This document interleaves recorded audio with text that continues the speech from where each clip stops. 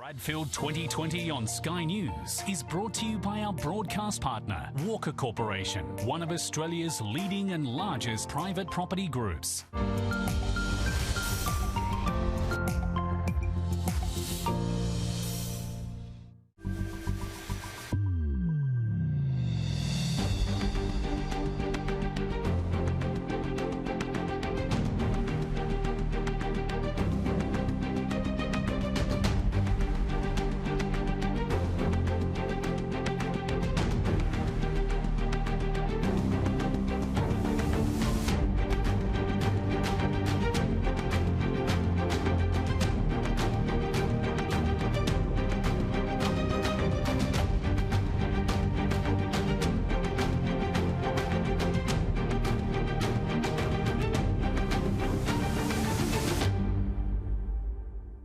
Hello, I'm Shelley Lee at Luna Park in Sydney for this very special broadcast of the Daily Telegraph's Bradfield 2020 event. This is about innovation, infrastructure, vision, ideas, culture and very importantly action as the city looks ahead beyond COVID. And I'm delighted to be joined now by the Daily Telegraph's editor Ben English. Ben, what are we hoping to achieve here today? We're hoping to get some very provocative debate, Shelley. We've got the biggest movers and shakers in the country here today, led by the Premier, of course, and we're very much looking forward to what she's got to say after the National Cabinet meeting this morning. That might be a little bit awkward. But we've also got some thought leaders here, and we're going to have a panel. We're going to have Victor Dominello, who's going to be doing the keynote speech, and we've got one of the leading demographers in the country in Claire Madden. So it's just going to be terrific. The content's great. This is the 7th year that you've held Bradfield. It really seems like it's really been building up to this point. Has there ever been a more critical time to have these debates and discussions? Absolutely. I don't think there's been as much energy leading up to a Bradfield. I think that people are desperate for leadership and for ideas and I guess for a glimmer of hope. And we only saw this week with the news of the vaccine breakthrough what an impact that had, not just on financial markets but on the mood of people around the world. So I think that people are very ready for some new, bold ideas. Something I've heard you saying previously about Bradfield and Sydney is it's not just about infrastructure. A city isn't about its bricks and mortar and developments ahead and the new snazziest development that's being commissioned. It's about the people and how they engage and live in this city, and we've definitely seen a few changes over the last 12 months. We have, and look, I think that Sydney's known for its harbour and its beauty. I think one of the sort of hidden jewels in Sydney are in fact its people. Incredibly resilient, incredibly dynamic. You just can't keep Sydney down, and I think that's why you're seeing Sydney powering ahead, basically at the forefront of the nation as we emerge from this pandemic. Of course, Bradfield, named after John Bradfield. Exactly what is it that he has achieved for this city?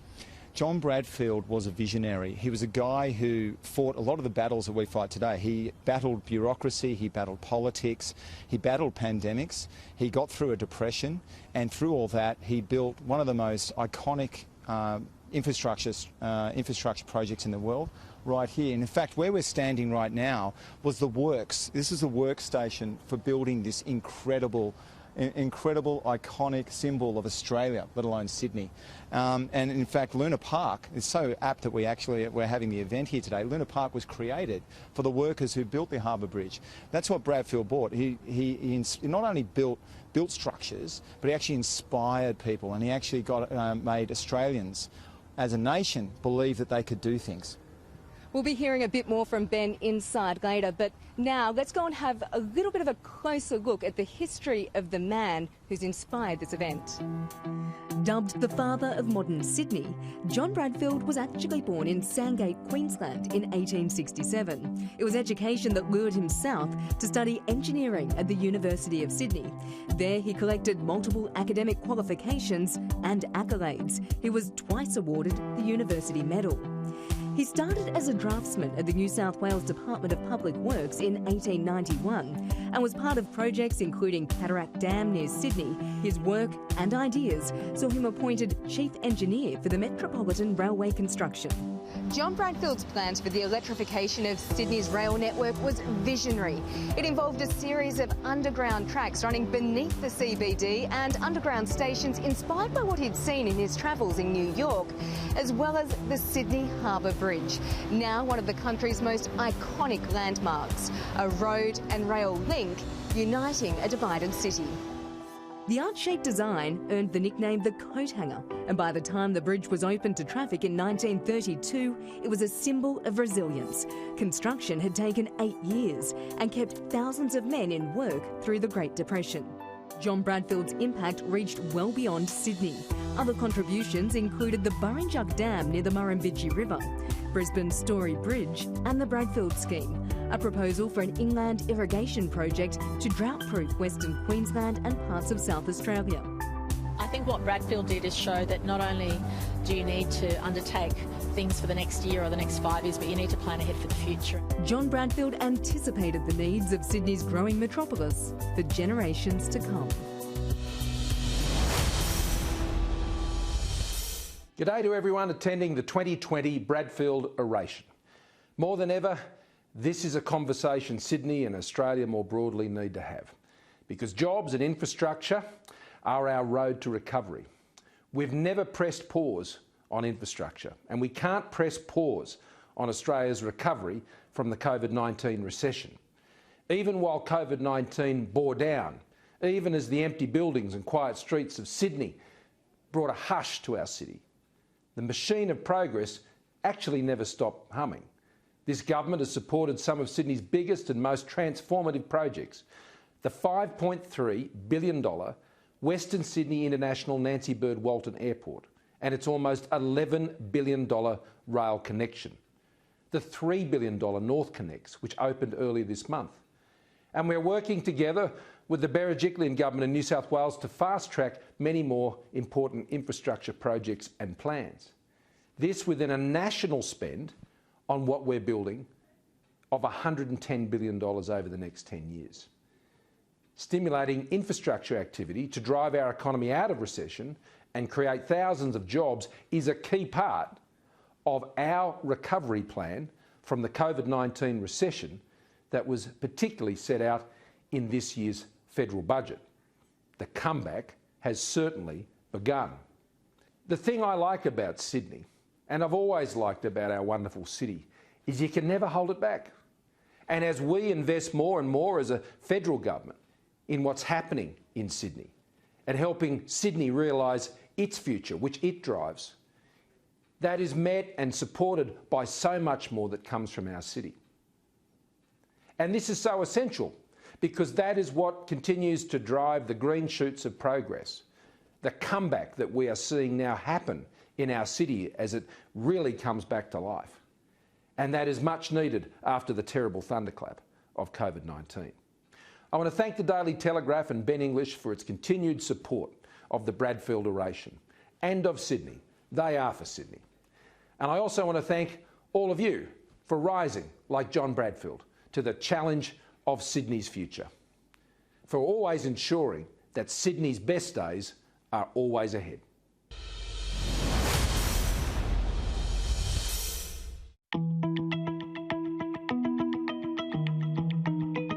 So what could Sydney's future look like?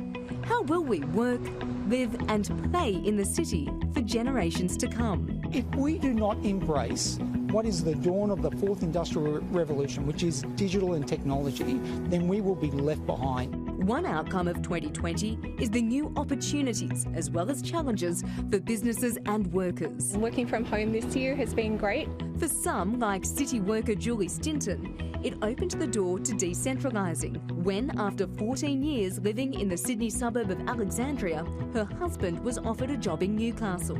We have 2 kids and we just needed a change. So now I work down here 3 days and come down and stay and then go back up to Newcastle where we live as a family. Others have embraced a tree change in their own city, with patronage of Western Sydney parklands doubling as those around the city's second CBD sought to spend more time outdoors. Getting outside also part of an evolving business model for restaurateurs hit by a drop in customers. We've had to close on Mondays pretty much just because we can't afford to keep the staff on and everything like that.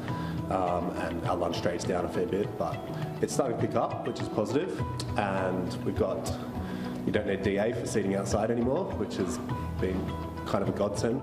The impact of the pandemic has been felt by Australians of all ages, but has tested the resilience of one generation in particular, as social researcher and keynote speaker Claire Madden explains. This year has challenged us all in so many ways, demographically, socially, relationally, economically, financially, vocationally. It's touched so many areas of our lives.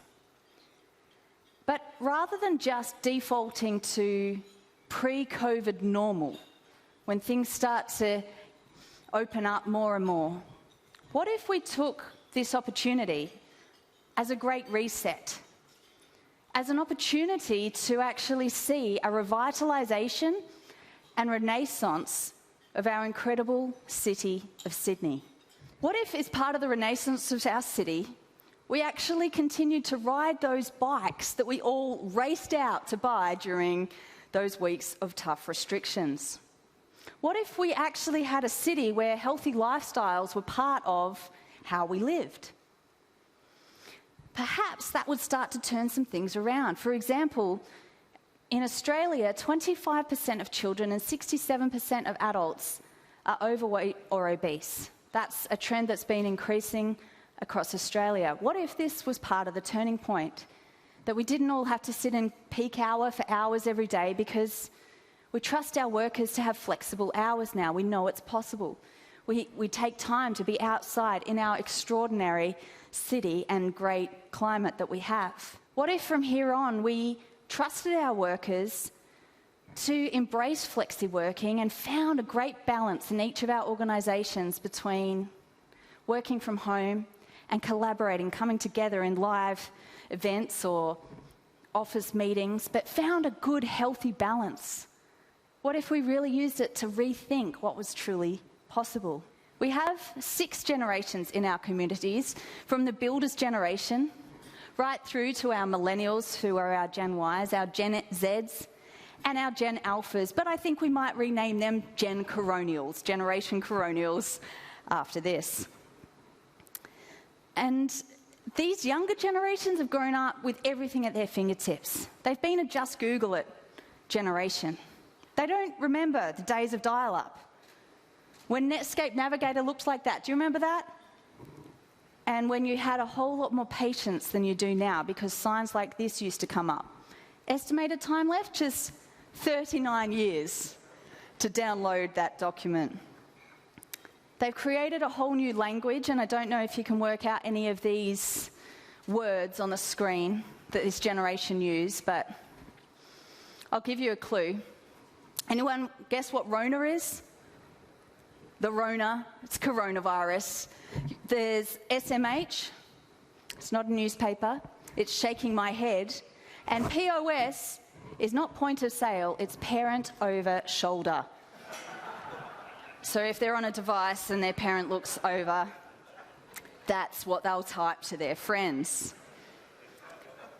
They're clearly a fun generation, a creative generation, and we can harness their strengths as we move forward. In a lot of my research over the years, when I've asked Gen Z what will matter in their career, they've talked about their social needs. I want friends at work, relatable bosses. My self-esteem needs. I want to make a contribution. I want to be part of a bigger purpose. Interestingly, the research I've been doing now, they're talking about survival and security needs. I just need a job. I just need to be able to find work. I need to save money. For the first time, this generation are talking about these basic needs. The fear of security in our future, mostly financial, is creating a sense of anxiety. Studying online as I have no work or pay as I'm a casual worker. Skipping school has changed from this to simply just mute your screen in 2020. But it's had an impact on the well-being, the worry and anxiety of it all, the lack of security around work and friendships. My well-being's been okay, but a sense of hopelessness in regards to curing COVID-19 has crossed my mind many times and affected my mental health. But I want us to consider this great reset as perhaps the recession this generation needed. Come with me here. They've been known as the generation who have been so entitled, who've had everything given to them on a silver platter, who've been told you don't have any resilience.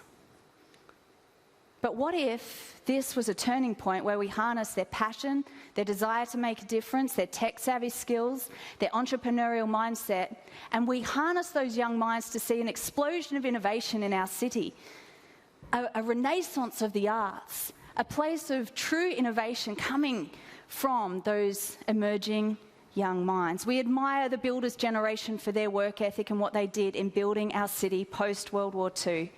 What if this is the turning point and these younger generations become known from this moment as the resilient generations? Thank you so much. I hope you're enjoying our special Bradfield 2020 coverage. Still to come, we'll hear from the Premier of New South Wales, Gladys Berejiklian. Plus, after the break, we're shining a spotlight on Sydney's live performance and theatre industry as it makes a comeback from COVID.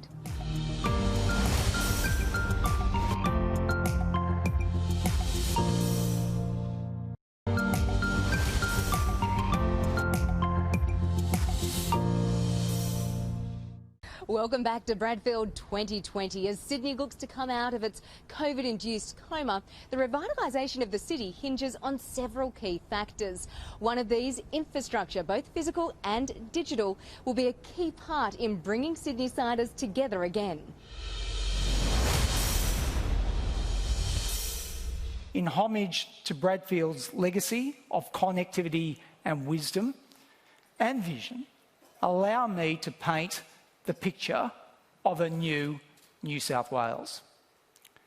How our society, how our city will be shaped for the future ahead of us. Unlike the beautifully straight Bradfield Highway, the road ahead of us is more akin to a winding alpine pass. There will be many changes and complex challenges. Without a strong cyber industry, our digital economy cannot thrive. Recent research by AusCyber puts the size of Australia's digital economy at $317 billion. That's more than 500,000 jobs. Australia's cyber industry alone contributes $15 billion to GDP and sustains more than 19,000 jobs. That is only going to grow. We want New South Wales to have the lion's share of these new jobs. And I firmly believe that within the next 3 years, New South Wales will become the cyber capital of the Southern Hemisphere. Now let's look at what this transformation means for you, the individual. Think about those big life moments, like having a baby, starting school, or starting a job. Each involves dealing with multiple agencies, often across federal, state and local governments. You're often forced to repeat yourself over and over and over again. This is because government traditionally sees itself as the centre of the universe and expects its citizens to revolve around it. What we've done with Service New South Wales is to change this paradigm. We have made sure that you are the centre of the universe and we need to revolve around you. And all I can say is, viva la revolution. We must and we will be a leader. With the strength of our economy and the agility of our people, we are ready to seize the opportunities to come. So from the ashes of COVID, we will rise like a phoenix, and I promise you, we will create the new New South Wales. Thank you. Like the rest of the world, the live entertainment industry here in Australia was decimated by lockdowns and restrictions due to coronavirus. But now, theatre and venue doors are reopening with calls for increased capacity. And places like Broadway and the West End are looking to Sydney as an example of how the show can go on.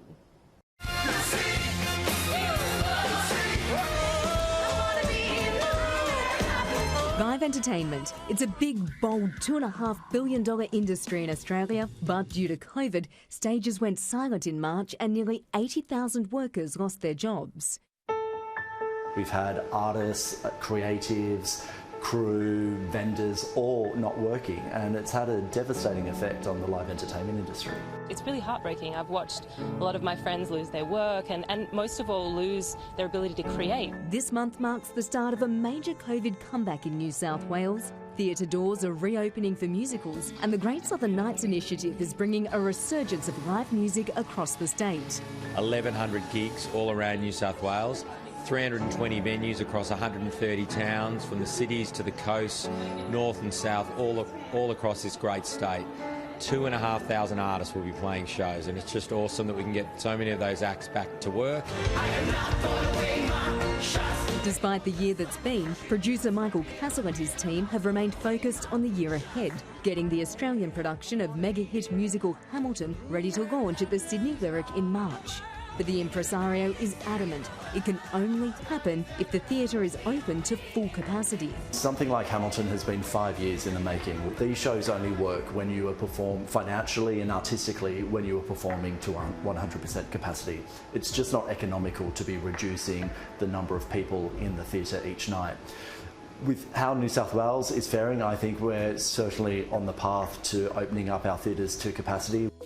Sewing machines are whirring at Sydney Costume Workshop. They've just dispatched the final costumes for the rescheduled premiere of Disney's musical Frozen. And with some extra pandemic planning, work on Hamilton is well underway. It just means that we need to work a little bit harder, have a little bit more preparation, but we've actually kind of got the rhythm of it now, so we've actually been doing pretty well considering. But yeah, things that you wouldn't think of, elastic, all the masks being made in Australia at the moment and across the world, it's been really hard to source.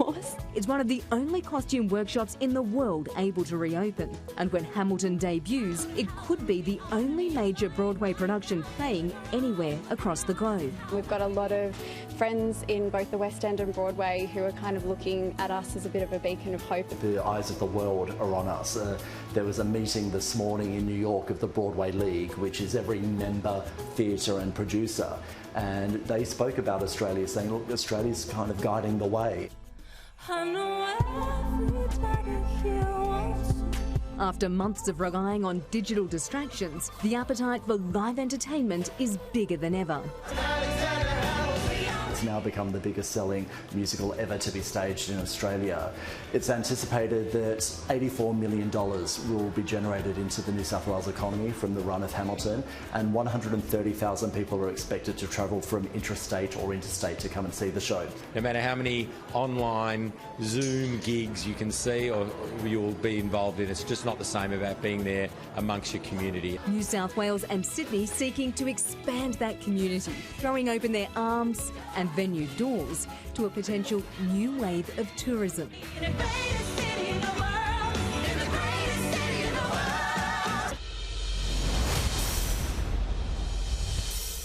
We are and should be the premier visitor destination of the Asia-Pacific region. We're already the truly global city in Australia. We have more culture, better restaurants. You know, the diversity of this city is amazing. I mean, we heard earlier from Claire, you know, there's various numbers, but the third most multicultural city in the world. And when you think about diversity, it's not just about multiculturalism, it's about diversity of food. You know, Cabramatta, Bankstown, the West, you know, it's diversity of lifestyles. The Mardi Gras, we have everything to live for in this city, but we haven't picked it up and made mention of it. We need to say Sydney is on top of the pile and not be unashamed about it. This city has this collision of nature and collision of diversity that no other place, no other global city in the world has. And we need to celebrate it, and we need to pick it up, and we need to shout it from the rooftops. And it's about so much more than the bridge, the Opera House and the harbour. Part of it is just telling our story. I think we've we've become relaxed about how great this city is. You know, there's a line in Hamilton that says there's the greatest city in the world, and that's written about Sydney. But I think because we know how wonderful this city is, the attractions that we have, the amazing sports, the amazing entertainment facilities, the hospitality, we don't talk about it as much as I think we should, because the whole world is looking at us. And I think we're going to enter 2021 in an amazing way, and we should grab that opportunity with both hands and tell everybody how amazing this city is, how amazing this state is. For me, what makes great cities, Berlin, New York, is a city of villages, a place where people are happy to go to New York because they know that they can place themselves in a different part of that city and get a really unique and different experience and keep going back. And we've actually got that in Sydney. We just don't shout out, we don't talk about it. We don't talk about the amazing food in Cabramatta. Marrickville was just ranked top 10 coolest suburbs in the entire world I think it was Time Out just recently. We have these villages, we have these places. We've got an incredible, Western Sydney has got so much to offer across all of Western Sydney, right out to the west as well. To the point about discovering Cabramatta, probably if I said to everyone in this room, when was the last time anyone here went out to Cabramatta to have an amazing Vietnamese meal, there would be very few people probably who put up their hand. So without asking you to do it, I think there is an element of what is it we really want. What is it we need to know ourselves to be absolutely passionate advocates for all the elements of Sydney? Further to that, I think we've got to absolutely embrace the Aboriginal heritage of this amazing city as well. New South Wales has the largest Aboriginal population of any state in Australia. If you go and ask the average person, where do you think of when you think about Aboriginal tourism or Aboriginal visitation? It's probably not going to be New South Wales. Yeah. It's the oldest, living culture in the world. We don't do enough with it. We don't put it to the fore enough. And we've got this enormous opportunity to pick up our Aboriginal heritage, and I think it's something that can unite everybody. We need to bring people back into the CBD, and I think as the Treasurer said earlier, outdoor dining, bringing people into the streets. The city is filled, pre-COVID with office workers during the day, and it feels vibey. But come 5 o'clock, everybody abandons and heads home. And I think we need to find ways to activate the CBD. We don't really have, other than Circular Quay in the city, there's no entertainment precincts. Lots of cities around the world, there's hubs, and you feel like you're a part of something greater. And I think that's what excites people to go out, because not only are you engaging in your activity, you're engaging with others who may not be experiencing the same activity as you, but they're heading into another restaurant, they're heading into a show or a live music venue. And I think kind of thinking about how can we actually address that in our own CBD, I think is really important for us going forward.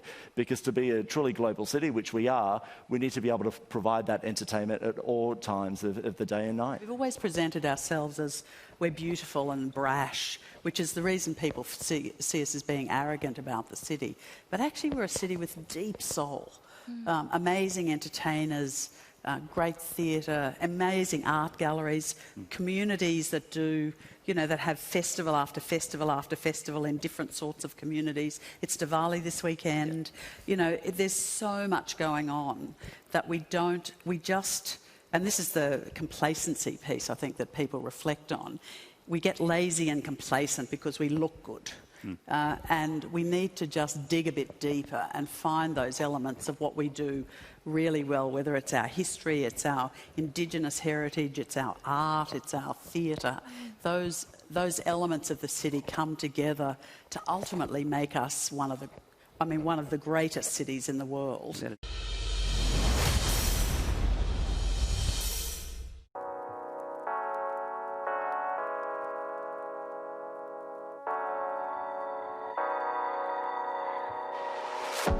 There's a place that I go when it all falls away, when nobody loves me, nobody sees me, nobody sees me. There's a place that I go when my mind is awake, when nobody loves me, nobody needs me, nobody sees me. Falling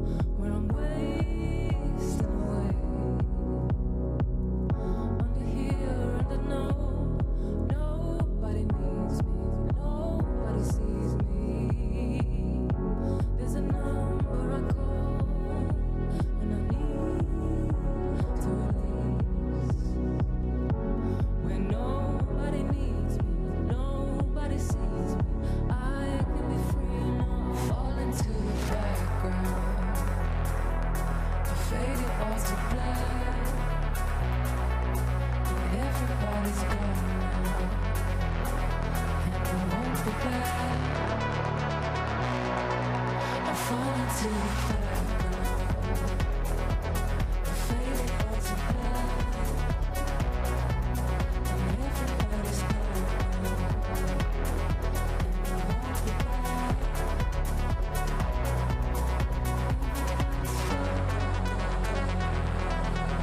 Everybody's gone. Everybody's gone. Everybody's gone. Faded out.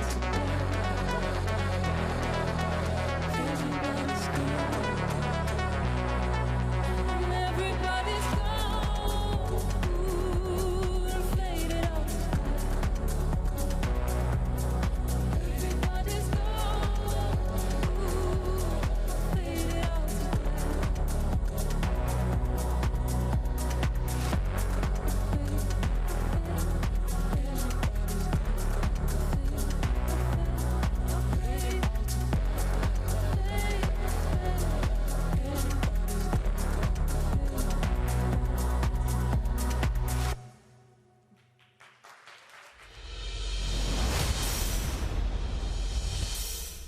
George Maple, you've been performing in Sydney as part of Great Southern Nights. This initiative has been such a big one to get the 1,000 COVID-safe gigs across New South Wales throughout the month of November. How exciting was it to be a part of that and see the industry opening up? It was really beautiful. We had such a spectacular show we just were down at the Opera Bar, and just being able to speak to, having crew that are able to work again, and having people that are able to talk about, like, even sound checks, really simple things that we all really value and we nurture and we care about. So I think it's very nice to have that sense of community coming back. I think that's really good. We hope you're enjoying our special coverage here today of Bradfield 2020. Of course, Sydney isn't a city that people just live and work in. It's also where people from across New South Wales come for life-saving medical treatment, which leads me to today's charity partner, the Sony Foundation, and I'm joined by their CEO, Sophie Ryan. Now, it's a very special program that's being supported today by Bradfield. Tell me a bit about it. Yeah, today the beneficiary of the Bradfield event is Sony Foundation's youth cancer accommodation program called You Can Stay, and it's all about providing much needed accommodation to patients that come from the regional areas that need to travel to Sydney for treatment, and You Can Stay funds all their accommodation costs while they're here. When Sony Foundation was originally looking into how best to support our regional patients, we looked at how whether or not to fund the regional hospitals and things like that, and then we found that patients were often relocating for months and months at a time. Some of our patients have been in the accommodation already for 6 months, so it's a huge burden on their families. Often it's one member of the family that has to give up work to come and travel and be with their young person or their child while they're having their treatment. So it's a massive impact, and we're talking months and months at a time, in many cases, for these families. Very important, life-changing work you're doing. Thank you, Sophie. Now stay with us, because coming up after the break, the woman we've all been waiting to hear from, New South Wales Premier Gladys Berejiklian, with the final say on the future of Sydney.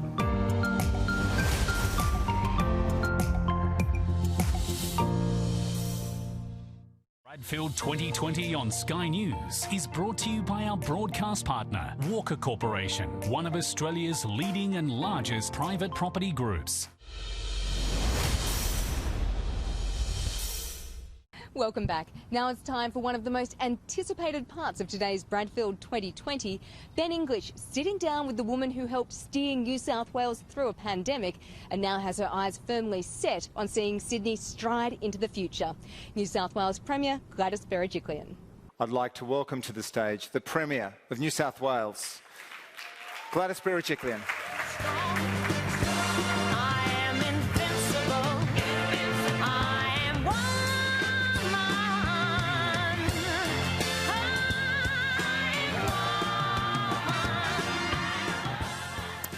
Wow, it's been 1 year, one hot mess of a year. But I want to say, having been through all that, are you feeling a little bit invincible?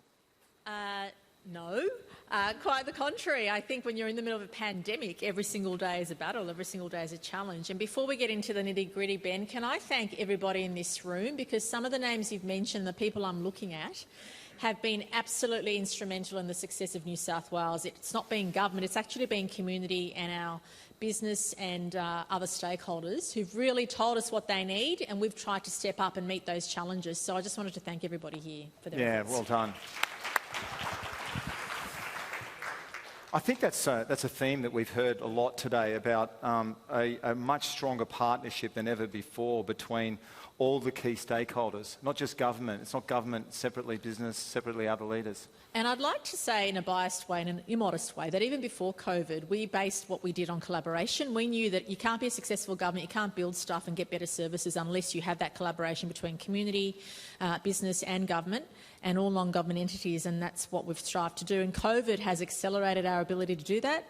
And I think a few people mentioned that we should come out of COVID different to when we went in. Well, can I tell you, our government's already different. We've already changed the way we do things. We're already changed in our outlook, changed in our level of confidence. I think we're more confident now because we've seen what we can achieve both on the national stage and globally. And touch wood, I don't want to jinx us, but I don't know any other jurisdiction on the planet that has our infection rates and our level of openness with the economy and lack of borders. So as a team, we're incredibly proud of that. But as I said, it's been a team effort across all of our stakeholders. New South Wales, more than perhaps any jurisdiction in the world, has navigated the path quite adroitly, very, very well, and recognising that we need to keep people working, we need to keep people living their lives, but at the same time keeping them safe. So I guess on a practical level, my question is, where's your mind at in terms of a big question in Sydney, and that is getting back to 2 square metres and really helping those establishments that are hemorrhaging? Yeah, look, we know that's the next step. In terms of where we go, we've already done 2 square metres for outside venues, so that is definitely the next step for us. I think what we want to do is also look at what's happening in southwestern Sydney at the moment. I mean, we're pretty sure we've got all the strains of the virus that perhaps were there undetected. We'll know in about 7 days to make sure we've captured all that. Plus, obviously, in a week's time, the Victorian border opens up. So that's a positive for business, but it's also a bit of a risk because Victoria hasn't been tested yet. And one of the panellists before made the point, Victoria's still got substantial restrictions, which New South Wales doesn't, and you can only really test your system and your contact tracing when your citizens are free, when business is operating. They're not there yet. So it's a bit of a risk. And Queensland and WA haven't had their systems tested because when you've got your borders up, it's so... And when you're not welcoming back, as we are, 3,000 citizens every single week through hotel quarantine. We've got 5,000 people in quarantine at any given time. The other states have a fraction of that. Melbourne's got none. So that all carries risk with it, but also opportunity. So the next move will be around that. We've already had lots of discussions about that. So for all of you in the room, we're trying to do that as soon as we can. But we have to do it in a safe way so we don't jeopardise any business continuity, and that's the key. When you're pushing all the time, the last thing you want to do is go backwards. And I made a promise to myself. The worst or most difficult decision we had to make was putting the state into lockdown, and I promised myself that we would do everything we could beyond that point to never go backwards, to always keep pushing forward. I can tell you that the story which our readers probably welcomed most, apart from New South Wales defeating Queensland on Wednesday night, was the vaccine. Yeah. So, it's early days. But how's that shaping your thinking about how 2021 is going to unfold? Yeah. And also, of course, people look to you in terms of shaping their expectations. So where's your head at in terms of if we get the vaccine and it starts to roll out, apparently we're getting 5 million and then another 5 million. How does 2021 look to you at the moment? Well, firstly, the health experts are quite positive and enthusiastic about a vaccine being available in the first half of next year, but it will be limited, and the federal government decides who has access to it. So in the first instance, I imagine it'll be health workers or aged care workers and people who are on the front line. But as a government, we have to operate on the basis that we won't have a vaccine. What is a COVID-safe way for us living? How can we keep pushing the borders, the boundaries, I should say? Because even though you have the vaccine available, it'll still only be limited to a certain proportion of the population. So our mindset as a government always has to be, how much can we push to keep opening the economy, keep businesses operating, creating jobs and attracting jobs? So that's always our mindset. So until there's a vaccine for everybody, we've still got to be in the mindset of, well, what can we do to keep pushing for openness? The vaccine will help because if once you have certain categories of the population taken care of, it does give you that further freedom to make more decisions. So we'll have a better idea, I reckon, in February, March next year. So I think between now and then there'll be a direct plan to say these are the number of doses, and different vaccines, depending on which one comes through first, have different ways of applying. So some of them require 2 doses, some require 1 every 6 months, so that will also determine how you plan. I've often wondered, watching you go through your work this year, have you ever had a chance to stop and pause and say, what have I learned as a leader and a premier about having come through this, and are you better for it, and are we, Sydney, New South Wales, better for it? In other words, when we come out of this, are we going to be better for it? Are we going to be stronger? Oh, I think 100%. And I don't know how my colleagues feel about it. We haven't really had a chance to talk to each other about it. But we've certainly managed to expedite processes, cut red tape, digitise, think about what is the best way to keep our citizens safe, healthy, but also, and mental health wise as well, in terms of jobs and employment and businesses going. So we've almost governed, when I always used to say to my colleagues, don't stress about anything unless it's life and death. But a pandemic is life and death. And when it's life and death, with all due respect, Ben, you tend to care less about what commentators might say, and you think to yourself, it's true. You think to yourself, what is the best decision to keep my citizens safe and to keep business going? And when you kind of govern freely, it does give you that level of confidence which you didn't have previously. So I kind of went into the zone that I didn't really care what people said about what I was doing or what the team was doing. It was about what is the best decision for us. And also, I think another learning for us was, don't be scared to do something that nobody else in the world has done. Don't be scared to take a decision which you think will work. And also that you learn from your mistakes, you learn from your stuff-ups, but you also learn from, back in February and March, when the National Cabinet was first meeting, it's fair to say we didn't really know or understand what the virus was doing, and we didn't understand how resilient our health system was and how resilient we were as governments to be able to deal with it. So since that time we've learned so much, and it's really important in a fast-moving pandemic to make sure that your government becomes more flexible and adaptable. Businesses are better at that, but as a government I think we've learned to become more flexible and adaptable. And also don't be afraid to change course, because things are evolving, you're learning more. So previously I would have worried about being accused of backflipping or this or that, and I thought I don't care. If you get advice which is evolving, you've got to take it. If you get advice which means you change the goalposts, so be it, because no one writes a rule book on a pandemic. And certainly I think we've grown in confidence as a government, and I think our citizens are better for it, because we appreciate more what quality of life means, but also using this opportunity to really assert ourselves as global leaders in balancing health and economic challenges. We are a vastly different nation now, so it's always challenging. New South Wales, it's fair to say, is probably the most assertive in terms of how fast we want to move and what we want to do. But it's difficult because every state and territory in the National Cabinet gets the same voice. So here's New South Wales with 8 million people, and then the ACT with 300,000 or 400,000, whatever they are. We get equal voice. And sometimes I have to wait my turn and come last to say something. The PM's very fair and he goes around the table. But the Federation's an equaliser, whereas, let's face it, the nation isn't. States are at very different stages of growth and demographics and economy. And I think we need to balance those things. And I think the National Cabinet process is doing that. And because the PM's allowed the states quite a bit of freedom to do what they're doing, it's the downside for us is states have chosen to keep their borders going, but the upside for us is that we're able to push a bit faster than the other states as well. So where will you be watching New South Wales win the Origin next week? Well, unfortunately, I'm not allowed to go to Queensland, so I can't. I don't think I'd want to go under the current circumstances anyway, but I would, Parliament's sitting that night, so I'll probably be watching from Parliament House, which is what we normally do when Parliament's sitting. Okay. Look, I just wanted to thank you so much for this. Pleasure, Ben. Thank and you. I also want to thank you for supporting the Bradfield from its very inception when Paul Whittaker started this back in 2014, and you've always been a great supporter of it, as has been most all of your colleagues. And so thank you very much for joining us today, and best of luck in combating this coronavirus and steering us through for the foreseeable future. Thanks very much, Ben. Thank you. So there you have it, a thought thought-provoking exchange of ideas on the future of Sydney, from a digital revolution to a theatre and live music revival. The city's on track to revitalise and reimagine itself as it looks to thrive beyond COVID. Thanks for watching.